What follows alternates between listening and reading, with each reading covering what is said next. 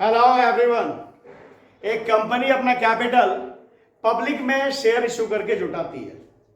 तो ये जो पब्लिक में कंपनी शेयर इशू करती है उसके पैसे को लेने का दो तरीका है कंपनी का। एक है कि वो जो भी शेयर का वैल्यू है वो वैल्यू पब्लिक से छोटे छोटे इंस्टॉलमेंट में ले रही है, और दूसरा एक तरीका है कि कंपनी ने जो भी शेयर का वैल्यू है वो पब्लिक से एक बार में ही ले रही है। तो ये दो तरीके हैं। तो जब पब्लिक से पैसे लेने के जो भी शेयर वो बेचेगी उसके दो तरीके हैं, तो उनके जर्नल एंट्री भी अलग अलग तरीके से होंगे। तो आज उन्हीं सारे जर्नल एंट्रीज को करना हम लोग सीखेंगे। तो पहले देखते हैं कि जब पब्लिक पे शेयर कंपनी ने इशू किया और उसका पैसा वो पब्लिक से किस्तों में ले रही है तो क्या सारे जर्नल एंट्री होंगे। तो देखते हैं।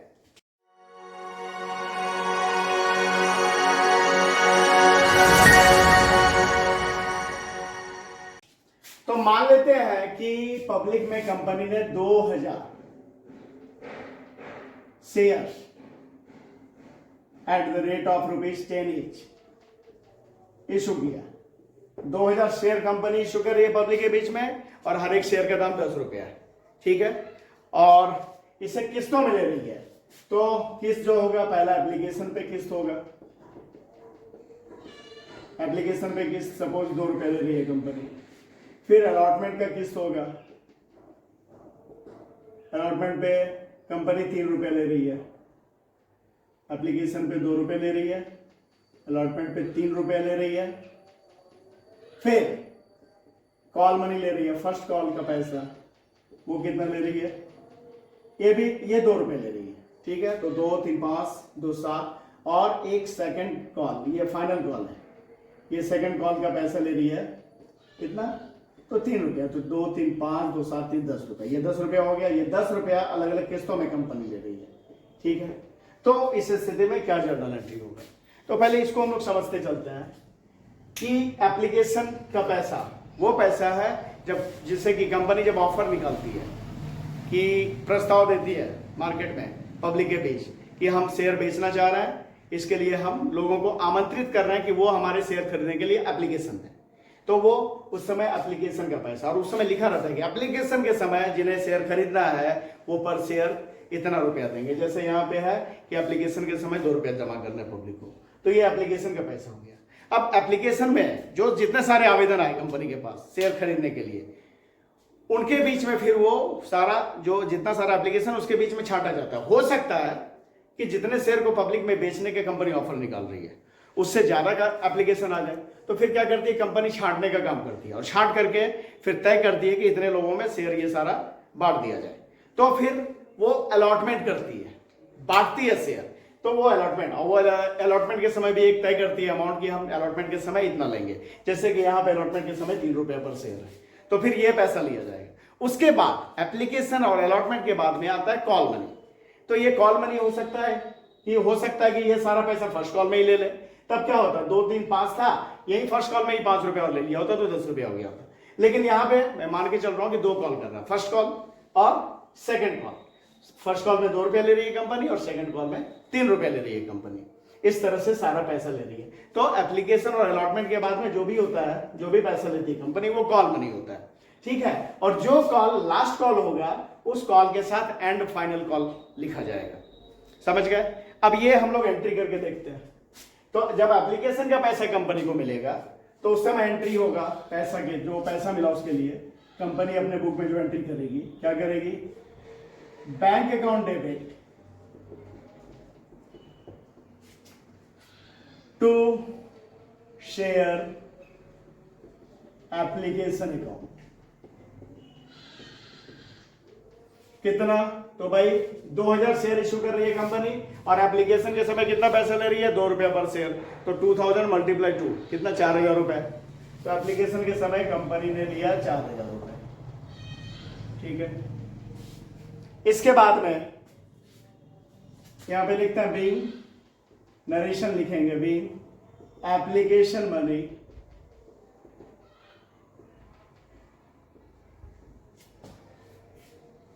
at the rate of ₹2 each,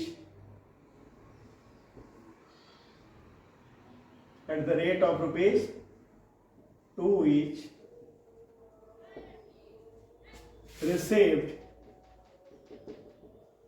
on 2000 share. ठीक है, ये एप्लीकेशन मनी कंपनी के पास आ गया, इसके लिए एंट्री किया। अब जो नेक्स्ट एंट्री होगा इस एप्लीकेशन मनी को कैपिटल में ट्रांसफर करने का, तो उसके लिए क्या एंट्री होगा? Share application account debit to share capital account. ये जो पैसा आया एप्लीकेशन मनी उसे कैपिटल में ट्रांसफर कर दिया गया। ठीक है, उसके लिए narration being application money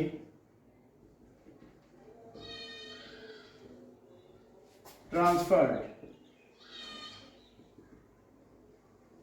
to capital account. इसके बाद आवेदन का पैसा पब्लिक ने दिया, जो आ गया उसे कैपिटल में ट्रांसफर किया गया। इसके बाद कंपनी क्या करेगी? जो आवेदक हैं, जो एप्लीकेंट हैं, उन्हें छांट लेने के बाद उनके बीच में शेयर अलॉट कर देगी। वो तय करेगी कंपनी के किन किन को शेयर देना है, जिन्हें जिन्हें देना है उन सबको शेयर दे दिया जाएगा, बांट दिया जाएगा। तो उस समय अलॉटमेंट के समय जब उन्हें शेयर बांटा जाएगा उस समय कंपनी उनसे पैसा मांगेगी कि अलॉटमेंट के टाइम में जब आपको शेयर बांटा जा रहा है इस टाइम में आप इतना रुपया दीजिए। जैसे यहाँ पे अलॉटमेंट के टाइम में 3 रुपया है तो 3 रुपया है, ये कंपनी मांगेगी। तो यहां पे एंट्री क्या होगा? Share allotment account debit, allotment account debit to share capital account. कितना? 3 रुपया अलॉटमेंट पे है पर शेयर, 2000 शेयर है तो 2000 मल्टीप्लाई 3 कितना हो गया? 6000 रुपया, 6000। तो 6000 ये 6000 रुपया कंपनी ने मांगा, ड्यू किया। बीइंग अलॉटमेंट मनी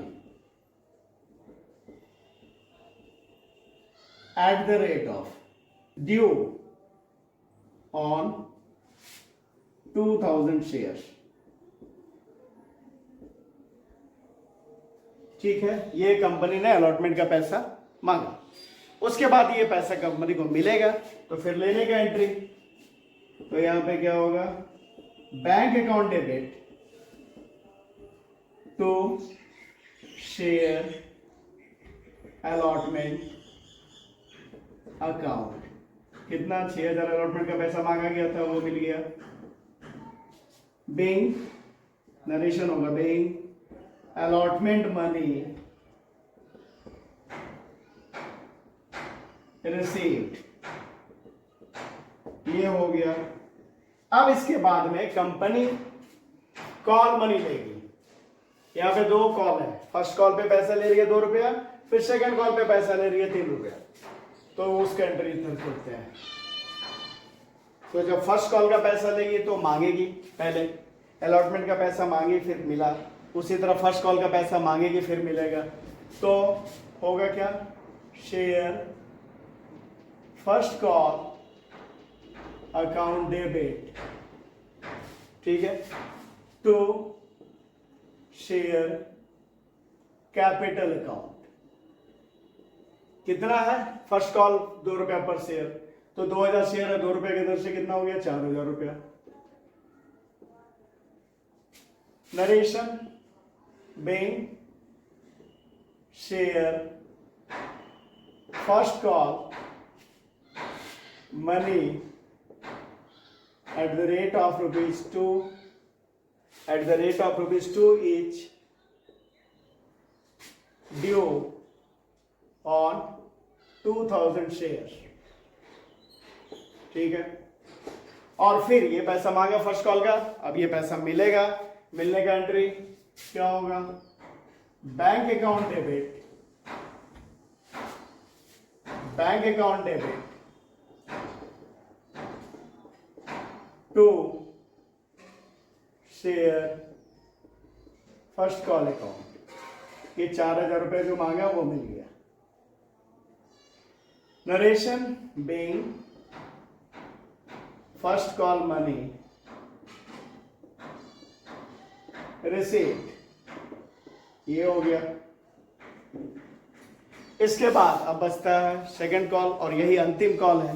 तो जो भी अंतिम कॉल होगा उसमें एंड फाइनल कॉल लिखेंगे, ठीक है।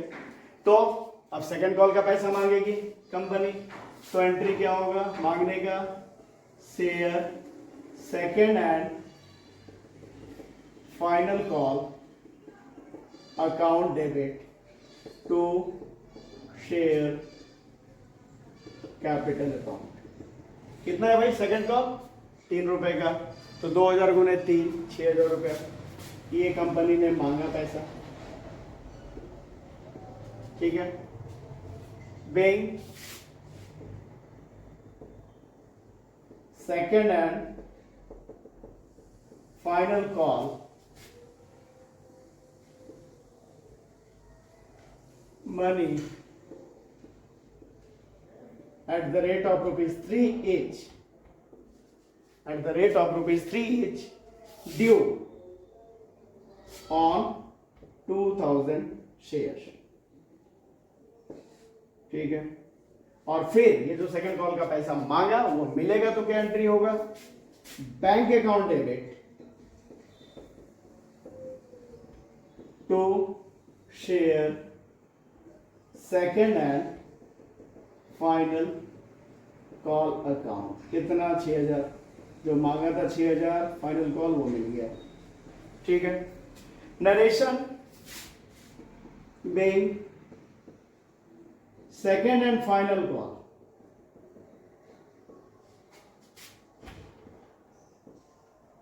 Money at the rate money, सीधा second and final call money receipt. तो ये हो गया एंट्री, ठीक है। अब यहां पे एक चीज आप लोगों ने देखा होगा कि जो पहला एप्लीकेशन के टाइम में वहां पे पैसा लेने का मतलब बैंक वाला एंट्री पहले हुआ है, फिर ट्रांसफर का एंट्री बाद में हुआ है, और बाकी अलॉटमेंट है या फर्स्ट कॉल है या सेकंड कॉल है, सभी में क्या हुआ है, पहले ये ट्रांसफर का एंट्री, ड्यू का एंट्री किया गया है, उसके बाद में पैसा लेने का बैंक वाला एंट्री किया गया है। फर्स्ट अलॉटमेंट के समय भी, फर्स्ट कॉल के समय भी, और सेकंड एंड फाइनल कॉल के समय भी। तो इसका वजह यह है कि कंपनी एप्लीकेशन के समय पैसा मांग नहीं रही है। कंपनी शुरू में क्या कर रही है, पब्लिक में प्रस्ताव दे रही है, ऑफर दे रही है, इनवाइट कर रही है उन्हें कि अगर आप शेयर खरीदना चाहते हैं तो अप्लाई कीजिए, आवेदन दीजिए, एप्लीकेशन दीजिए, और एप्लीकेशन के साथ इतना रुपया दीजिए। तो जो जो लोग पैसा देंगे उसके साथ में एप्लीकेशन जमा करेंगे, तो वहां पे पहले कंपनी को पैसा मिल रहा है, इसलिए वहां पे पहले बैंक वाला एंट्री हुआ। क्या किया, bank account debit to share application account, जितना एप्लीकेशन का पैसा आया वो लिया, फिर उसे ट्रांसफर किया शेयर एप्लीकेशन मनी को कैपिटल में, ठीक है।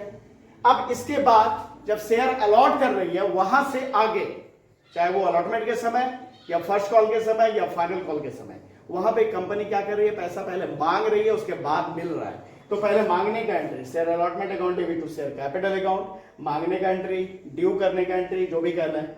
तो पहले मांगने का एंट्री किया share allotment account debit to share capital account, फिर bank account debit to share allotment account.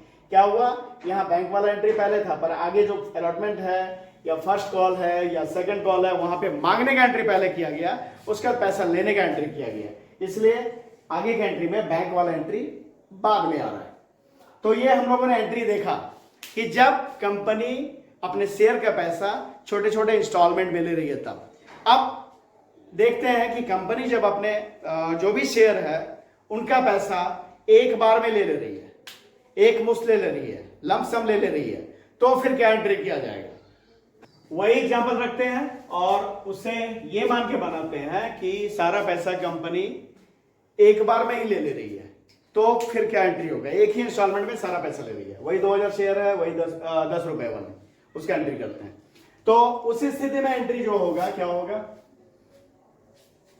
पहले जो पैसा मिला एप्लीकेशन के समय सारा पैसा मिल जाएगा, तो एंट्री क्या होगा, bank account debit to share application and allotment. मतलब आवेदन का पैसा कंपनी के पास आ गया और कंपनी शेयर अलॉट भी कर देगी अभी, क्योंकि सारा पैसा अभी ले रही है, ठीक है। तो क्या होगा, 2000 शेयर है, 10 रुपए वाले सारा पैसा एक बार में, तो कितना हो गया, 20,000।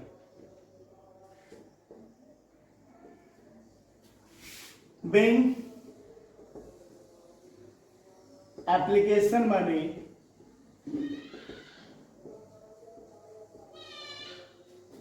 on 2000 shares at the rate of rupees 10 each received, और फिर इसे क्या किया जाएगा, कैपिटल में ट्रांसफर कर दिया जाएगा। तो उसके लिए क्या एंट्री होगा, share application and allotment account debit to share capital account। कितना, तो वो 20,000 का 20,000 पूरा पैसा कैपिटल में ट्रांसफर हो गया। ठीक है, narration being allotment of shares and application money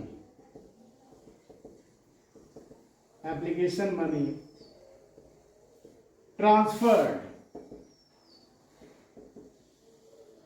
to capital account. मतलब शेयर बांट दिया गया और जो एप्लीकेशन का मनी था उसे कैपिटल में ट्रांसफर कर दिया गया। क्योंकि बांट दिया गया, क्यों, चूंकि अब आगे कोई कॉल नहीं करना है, सारा पैसा एक बार में ही ले लिया है, आवेदन के समय ही ले लिया है, एप्लीकेशन के समय ही ले लिया है, तो अब क्या बच गया काम, शेयर को बांटने का। तो शेयर को बांट दिया गया और एप्लीकेशन का जो भी पैसा था वो कैपिटल में ट्रांसफर कर दिया। ये एंट्री तब होगा जब शेयर का पैसा कंपनी एक ही बार में सारा ले रही है। तो इसके अलावा कुछ और एंट्रीज देखें हम लोग। पहला ये देखते हैं कि जब जैसे कंपनी शुरू हो रही है, कंपनी शुरू होने से पहले, कंपनी को शुरू करने से पहले बहुत सारे खर्च करने होते हैं, तो उन सब खर्चे का पेमेंट किया जा रहा है, तो क्या एंट्री होगा, तो वो जो कंपनी शुरू होने से पहले जो खर्च होता है उसे बोलते हैं प्रीलिमिनरी एक्सपेंसेस, प्रारंभिक व्यय। तो उसका पेमेंट कर रहे हैं तो क्या एंट्री होगा, फॉर प्रीलिमिनरी एक्सपेंसेस। तो सपोज मान लिया 500 रुपए है या है ना, तो अब इसके लिए क्या एंट्री होगा, तो इसके लिए एंट्री होगा preliminary expenses account debit to bank account being preliminary expenses paid।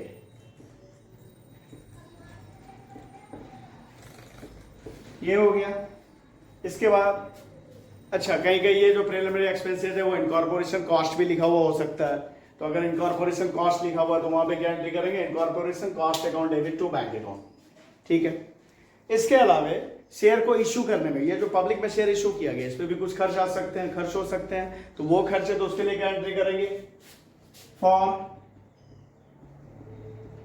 Expenses on issue of share.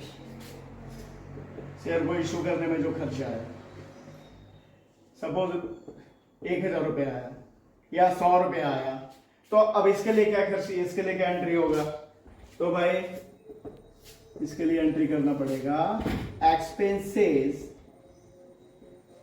On issue of shares account debit to bank account.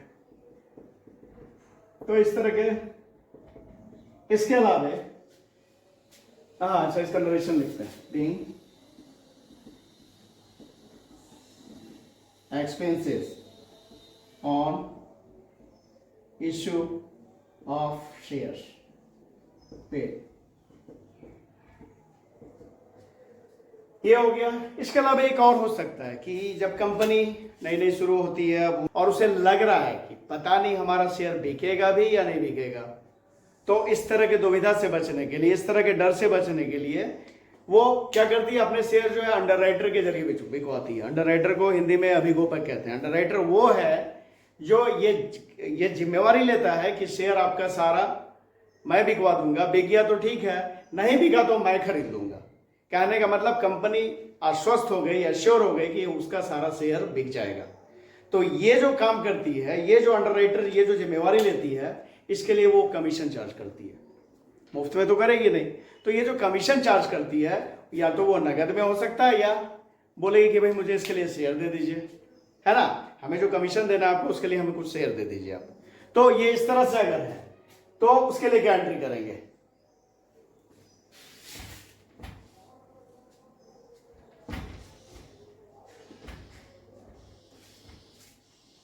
तो उसके लिए एंट्री होगा, अगर उसे नगद दिया गया है तो क्या होगा entry? Underwriters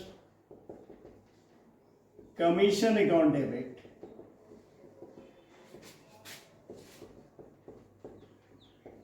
to bank account. Suppose 500 रुपए का बात हुआ उससे, तो 500 ये हो गया, ठीक है। Bank commission paid to underwriter. ये तो हुआ कि अगर उसे नगद में दिया गया है तो कमीशन। दूसरा क्या बताया मैंने कि कमीशन के रूप में उन्हें शेयर दे दिया गया है, तब क्या एंट्री करेंगे? तब सबसे पहले ड्यू करेंगे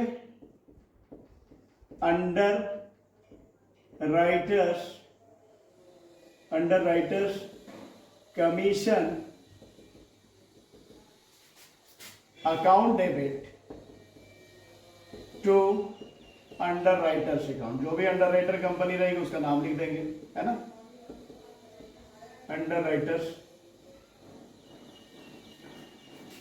अकाउंट या अंडरराइटिंग, नहीं ठीक है, अंडरराइटर्स अकाउंट। जब नाम रहेगा तो अंडरराइटर का तो नाम लिख देंगे, ठीक है। सपोज ये 500 ही देना है उसे और वो शेयर में देना है, तो पहले ड्यू किया क्या कि underwriters commission account debit to underwriters account being commission due to underwriters, और फिर उसे कमीशन के रूप में क्या देना है भाई? तो शेयर देना है। तो क्या करेंगे एंट्री उसके लिए? Next entry underwriters account debit to share capital account, ये हो गया। Narration being share issued to underwriter for their commission। तो ये हो गया। तो हम लोगों ने इस वीडियो में जब शेयर कंपनी इशू करती है तो उसके रिगार्डिंग क्या सारे जर्नल एंट्रीज किए जाते हैं वो सीखा, और कुछ सारे एंट्री जो शेयर को इशू करते समय खर्च होने के लिए, या कोई प्रारंभ प्रीलिमिनरी एक्सपेंसेस है, या इनकॉर्पोरेशन का एक्सपेंस है, या अंडरराइटर को कमीशन दिया जाना है, इन सब के लिए क्या सारे जर्नल एंट्री होते हैं वो देखा। तो इस वीडियो में इतना ही। अगर वीडियो पसंद आ रहा है तो इन्हें लाइक करें, चैनल को सब्सक्राइब करें। Thank you.